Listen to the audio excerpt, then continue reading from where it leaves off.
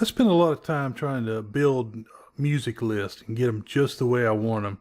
And I want to hear a good mix of songs, and it's kind of hard to do, and iTunes has made it a little more difficult. But I wanted to show you one of the methods I use, and this really is to illustrate that a lot of things that we don't think of, like our iTunes, are really just a database, and they can be manipulated. I have this one playlist called A New Day, so it's different for every new day, and it contains 380 songs, about a day's worth of songs. But over here on this side, you can see that I've got a lot of fives.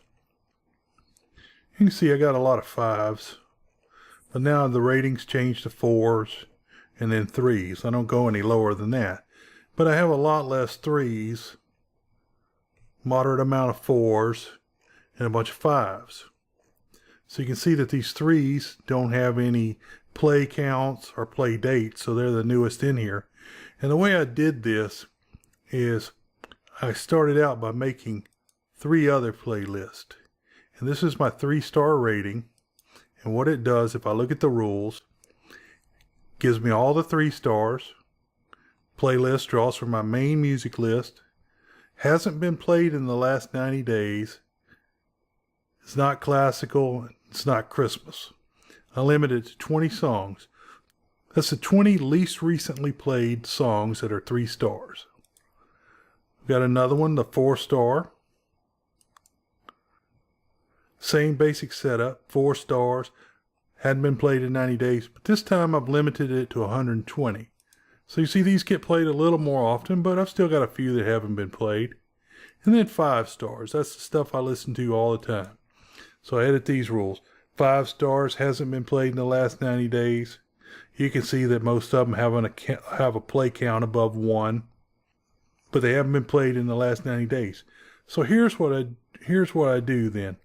So for A New Day, if I look at my rules, I load 3 playlists.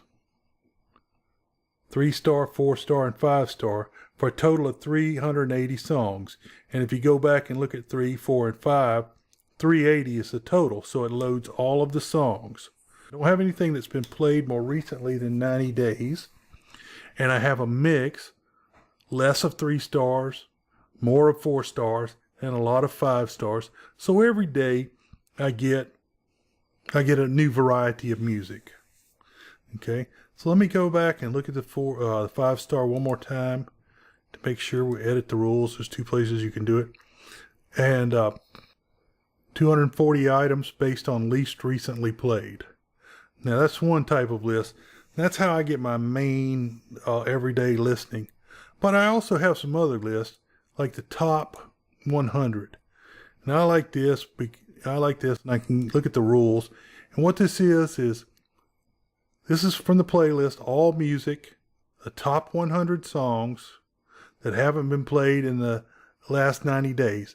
Now what this does is it goes by total count.